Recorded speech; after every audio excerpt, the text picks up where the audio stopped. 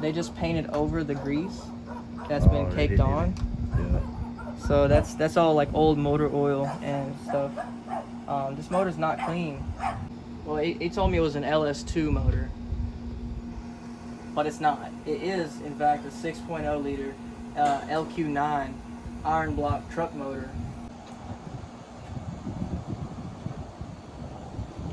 So what you see here is what I got. And I didn't even get these valve covers. I actually ordered these from Summit Racing. There's not even any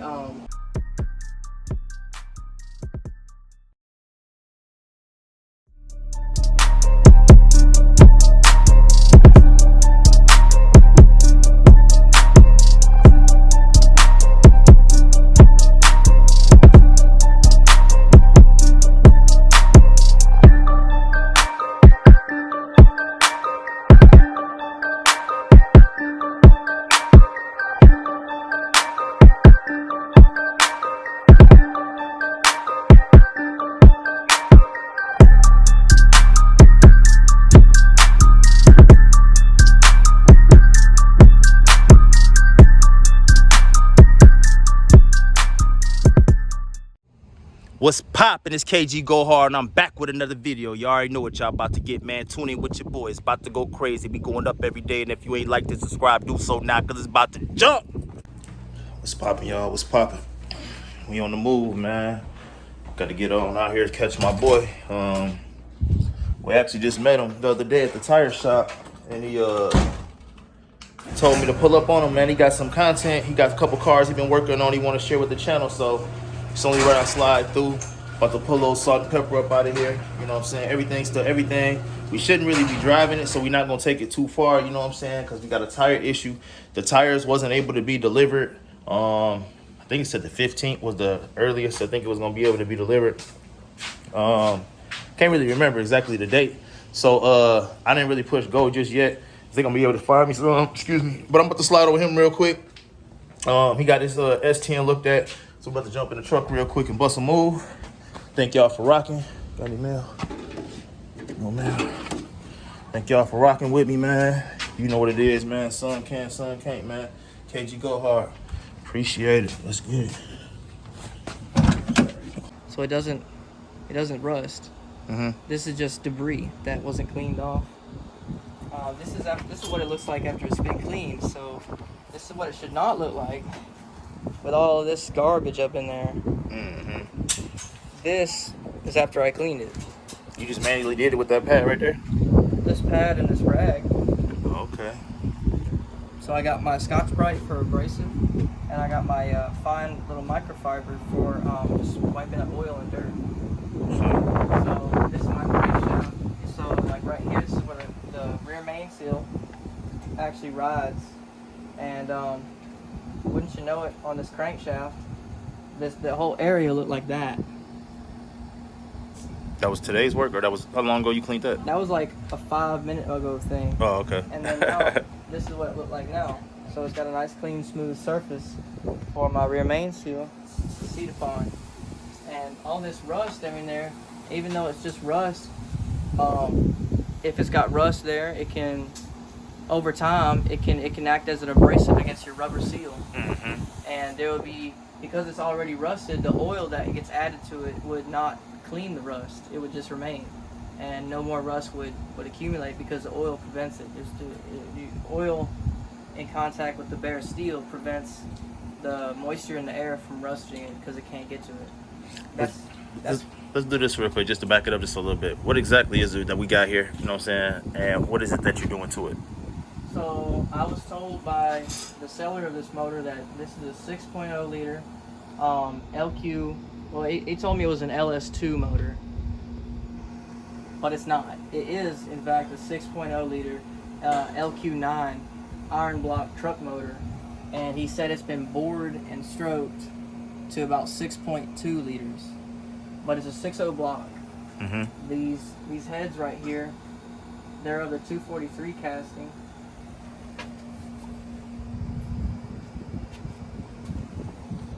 These heads are 243 casting. They're known as one of the higher flowing cylinder heads of the stock variety. and he told me that they've been shaved down a few thousandths so that the compression ratio in this motor is higher. He said that the compression ratio should be reaching about 12-1. Although I don't know, because he's lied to me in the past. They do show signs of having been ported. So you look at the casting, there's no casting flash on the runners and everything. Areas like right here they have a little bit of grinding marks on them, which tells me that somebody at one point had went through and ported these cylinder heads, which is a good thing. That's better for power. He did tell me that they were ported, so perhaps he was not lying about that.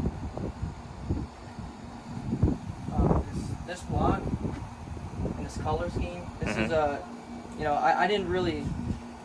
wasn't going to originally have this motor painted this color, but after my big block Chevy and my Camaro, it was painted green, and I figured, I'll try a purple because I saw a purple engine and it just looked really cool. It's different for sure though, but it's gonna stand out.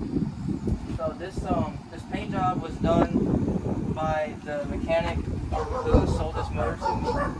However, like the paint job, it's not the greatest. So, for instance, like you got areas right here where they just painted over the grease that's been caked on. Yeah. So that's all like old motor oil and stuff. This motor's not clean. In the shop that you picked it up from is the person who painted it? Right. And he didn't clean it properly, for sure. So this is the kind of paint job, and I'm not complaining about this because this is not something I paid him for. I only paid him at the time it was about $13,000 for the motor and the parts and the transmission. And I just asked him to paint the motor, and he said he'd do it. Just shot something on it real quick. So I mean, like, even though it's not like a professional paint job, I'm not upset about it because I didn't pay him to do it. Like he just said he'd do it as a favor, so that's all right. But part of what I'm not okay with is that like this area is not clean. Like I took this oil pan off, and in the oil pan there is not now. I cleaned it, but there's like particulates and everything, like old like dirt, like crumbs and everything, like dirt in there.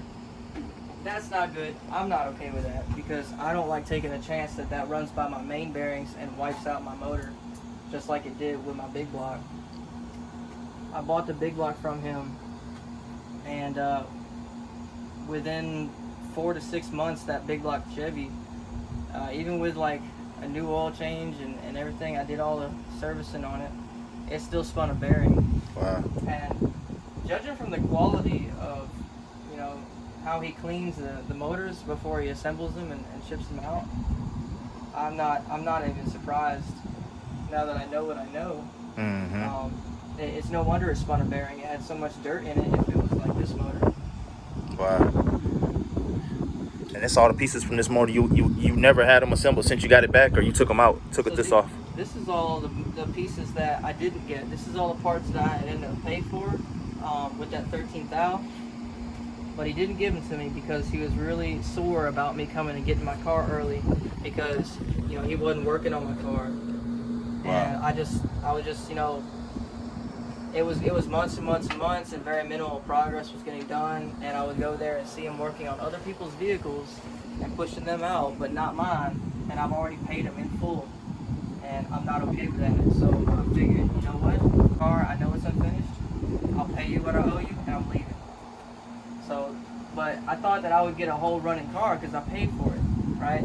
So I paid him 13 grand. That was for parts. He said I had all the parts, and all parts are there. And then he quoted me $6,800 for labor. That put my price up to $18,800, which I told him that I'm not okay with paying that because originally the bill was only supposed to be around $15,000. Trying to block that wind. That's all. So I decided that I'd pay him half the labor as he requested, $3,400. I paid him that. It seems high to me, but that's what he said. So I paid him that, and I took the car. But what I didn't get is all the accessories. So this is all the stuff that I got from the junkyard that this motor didn't have. So this motor didn't have any of the front accessories on it. So what you see here is what I got. And I didn't even get these valve covers. I actually ordered these from Summit Racing. There's not even any push rods or rocker arms inside there. I'm surprised Summit didn't put the insignia on there. Well, I got the cheap ones because I have to make, I don't have a whole lot of money. Yeah. And from paying him all that money and having what's left in my savings account and only making so much as a military personnel, I don't have a lot of money. Yeah, you couldn't afford to take that hit. Most definitely, yeah. All this parts from the junkyard, I got a whole bunch of shit. I got like manifolds, I got some battery cables, I got an alternator, large bracket, power steering pump, all the pulleys, crank pulley bolt, power steering, cooler, starter motor, fan clutch, water pump pulley, 3 hoses, and idler tensioner, and I got a belt that's hanging on my exhaust. And all of that, it cost me around $480, I'd say, dollars. From the junkyard? Right, but if I were to buy all these parts brand new, it would be well into the thousands. For sure. A brand new alternator is like, what, 200 to 400 nowadays? I'm just telling you, I need an alternator right now. I'm like, yeah, take that route right there. You can get an alternator from $195 for about $40. Yeah. It may not work, but shit, you can get one and take your chances. You came back and tested all these parts already? I tested this alternator, it seems to work. I tested that starter motor, I know it works. This water pump should work.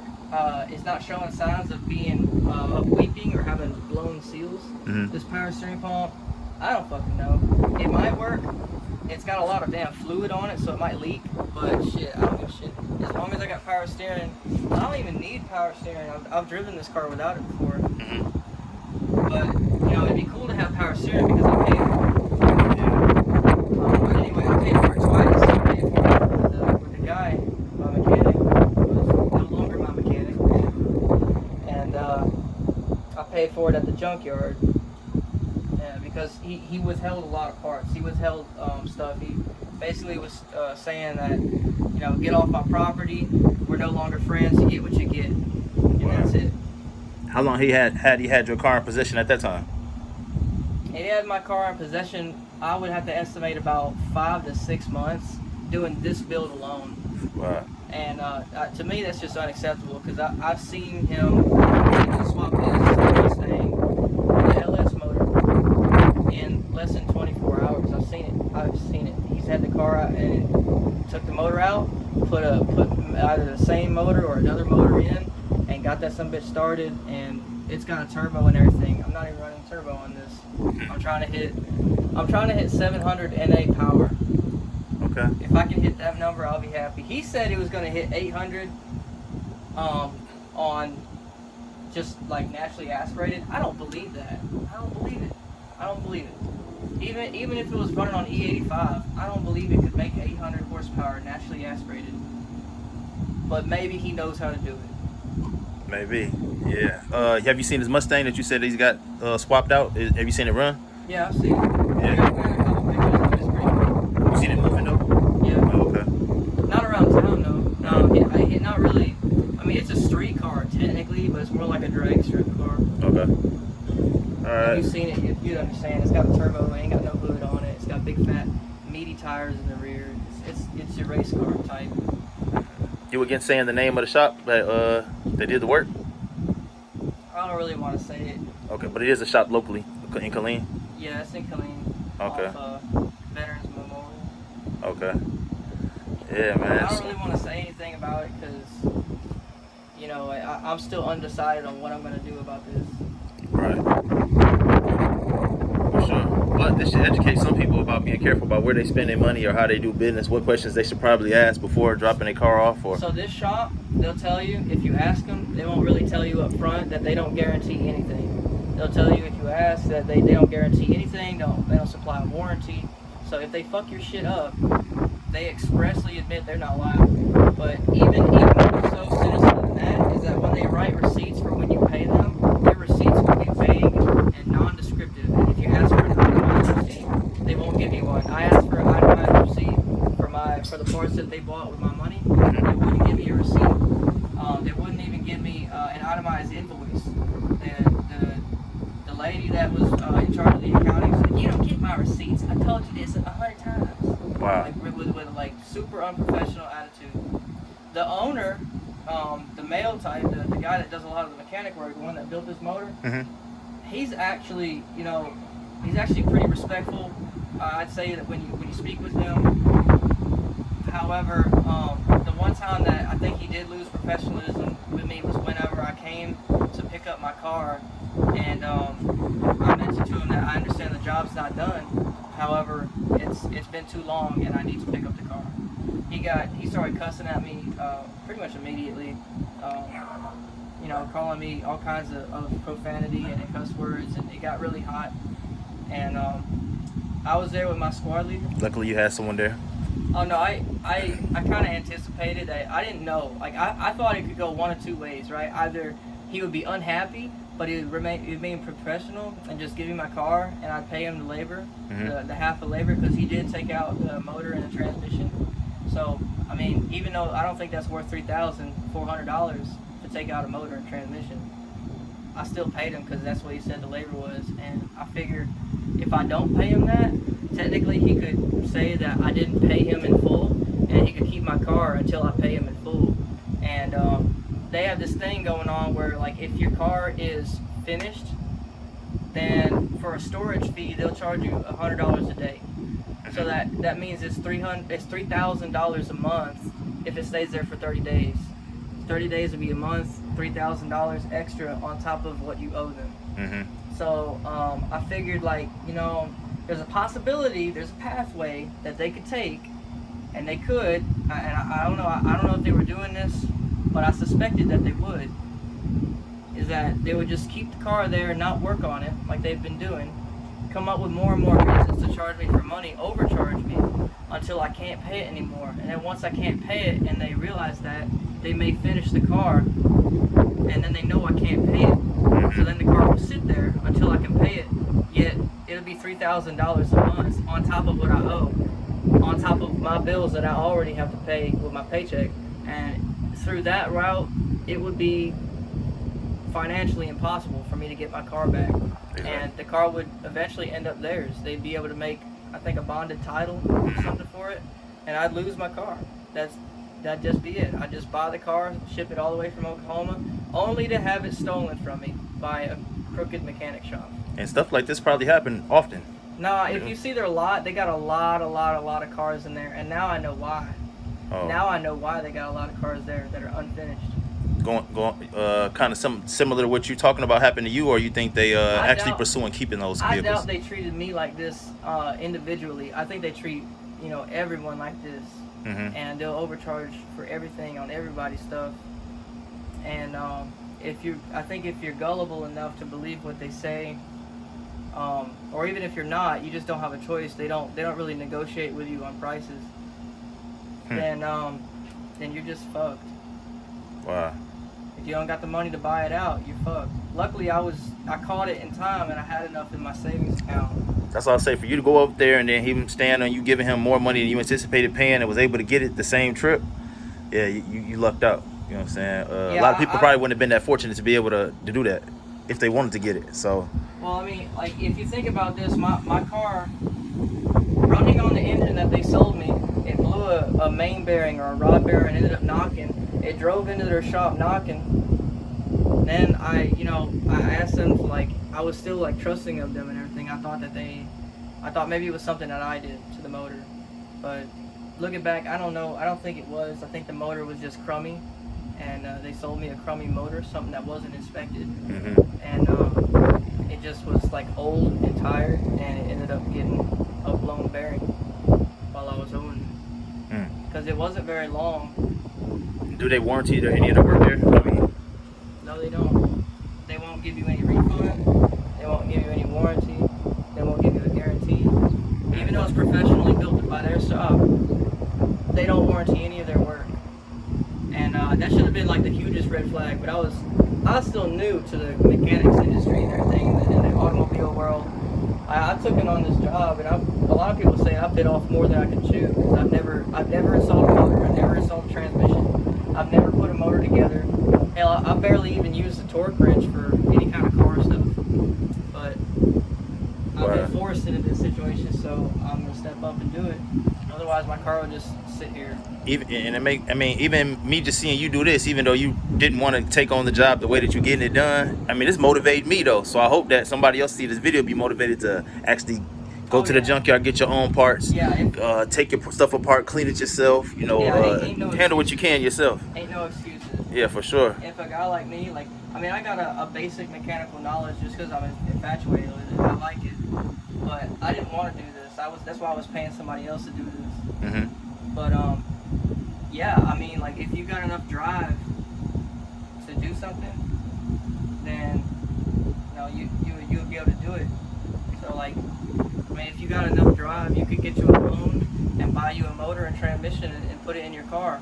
And then if you save money, you would do all the labor yourself. Mm-hmm. And at that, like, me being on like such a small like salary and everything, and being able to accomplish this, I'm almost in this car. I'm almost with this motor in this car. When I get this, this motor gone through and everything, I would take this front cover off and make sure it's all clean in there. If it's anything like the rear, I'll have to clean it all up. And like this surface is looking better now. It's looking actually like, like I can mount a cover to it now. Mm-hmm. But it's still got a little bit of work to go. I want my surfaces to be, I want them to look new. Do you have like a power washer or anything? I would not power wash that. Why would you not do that? Because if you squirt it with water, you'll get water inside your motor. Yeah. Now that was a question for. Hell no. Yeah. Okay. Bet. Now if your motor's buttoned up and it's assembled, like this is not buttoned up. Ain't got no oil pan or no rear cover or no intake manifold. Oh, you'll fuck your shit up. Don't put no water anywhere near it.